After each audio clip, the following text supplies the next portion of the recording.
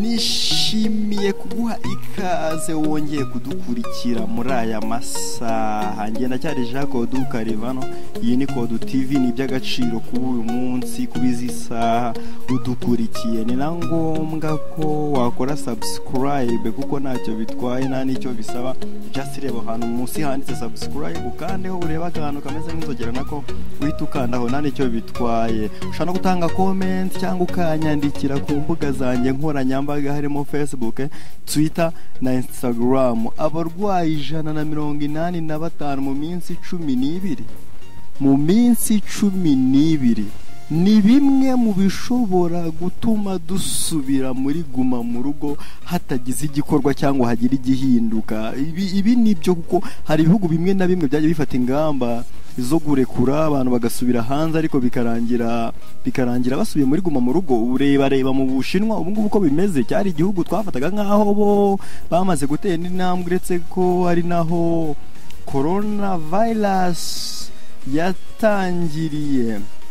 Hanyuma igisobanuro cy'ubwiyongere bw'imibare y'abandura coronavirus mu Rwanda ni iki? Se koko bishaka kuba bigiye gutuma dusubira mu rugo? Ku itariki ya 3 Kamena ubwo ingendo zihuza intara n'umujyi wa Kigali zafungurwaga, abantu bamaze kugaragara baranduye coronavirus mu Rwanda ni 185. Umubare munini wagaragaye kuri uyu wa 14 Kamena 2020, aho abagera kuri 41 basanzwemo coronavirus. Ni imibare igaragaza ubwiyongere buri hejuru mu bwandu. Ubu akarere kibasiwe cyane ni Rusizi kubera ubwandu bw'abantu bakorera ingendo muri Repubulika Iharanira Demokarasi ya Kongo. Aka karere kamaze kugira abarwayi barenga 120. Kuri uyu wa gatandatu hagaragaye abantu 31 nanone biganjemo ab'i Rusizi, barimo abaturutse hanze n'abari mu miryango irimo abagaragaweho uburwayi mu minsi ishize. Ni nako byagenze kuri iki cyumweru, aho mu barwayi 41 bagaragaye bose ari abo mu miryango n'ubundi yari yaragaragaweho uburwayi mbere, ubwo hakorwaga ibikorwa byo gupima urugo ku rundi.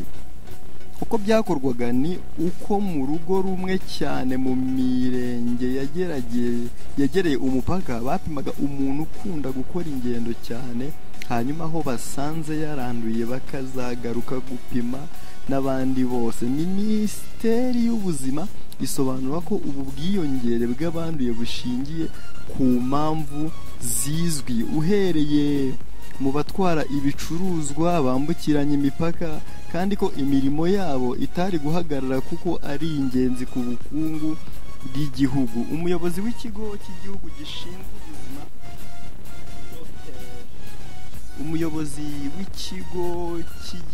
gishinzwe ubuzima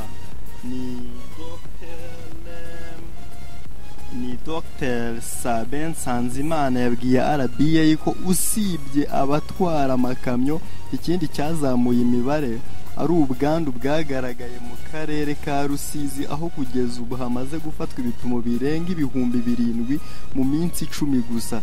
Yagize ati uko upima abantu benshi niko wongera amahirwe yo kubona abafite ubwo burwayi. Imiterere y'utwo turere duhana imbibi n'ibindi bihugu bishobora kuguha ikindi gisobanuro cy'uko kurwanya iki cyorezo ntabwo ushobora kubikora igihugu ukwacyo, ukeneye gufatanya n'abandi kuko iriya virusi kwambuka ni iminota mike cyane.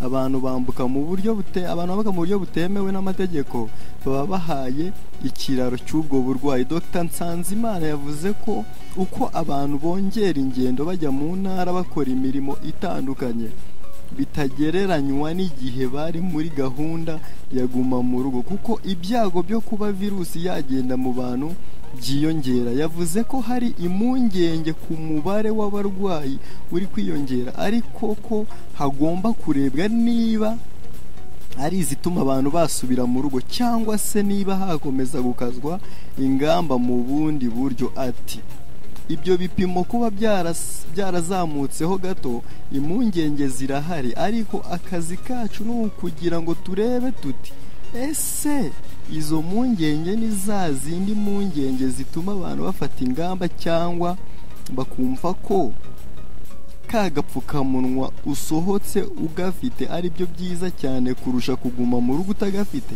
Ni ibintu tugenda tureba buri munsi. Yakomeje avuga ko buri byumweru bibiri hakorwa ubushakashatsi abantu batandukanye, ndetse nko mu mujyi wa Kigali buteganyijwe guhera kuri uyu wa mbere ahazafatwa ibipimo abantu batandukanye. Ikidutera impungenge twe ni ugupima utunguranye ukabonamo abarwayi. Ubushakashatsi bwari bwarateganyijwe na mbere y'uko imibare yiyongera, aho muri gahunda harimo ko mu gihe abamotari bazatangira gukora ingendo z'intara zikongera gukorwa, hazafatwa ibipimo hakarebwa niba nta bwandu bushya buhari. Ati ni nabyo twakoze i Rusizi. Buriya ku munsi wa mbere nta kibazo twahabonaga kugeza ubwo dutangiye gukeka ko ibihugu bituriye kariya karere hashobora kuba hari imibare izamuka. Dukora ubushakashatsi nk'ubwo dutunguranye dupima abantu 200 hari ku itariki ya 30 Gicurasi, nibwo twabonye abantu 5 i Rusizi tutari tuzi aho bashamikiye. Dr Nsanzimana yavuze ko nubwo Dr Nsanzimana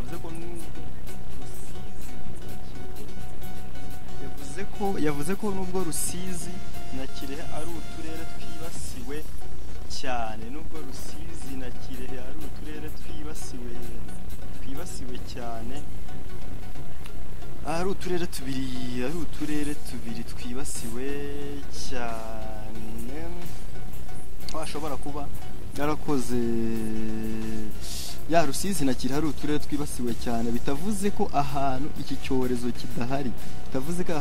kidahari, aho yatanze urugero ko ku bwandu buheruka kugaragara muri Kigali. Ati no muri Kigali mu minsi 5 ishize hari abo twahabonye.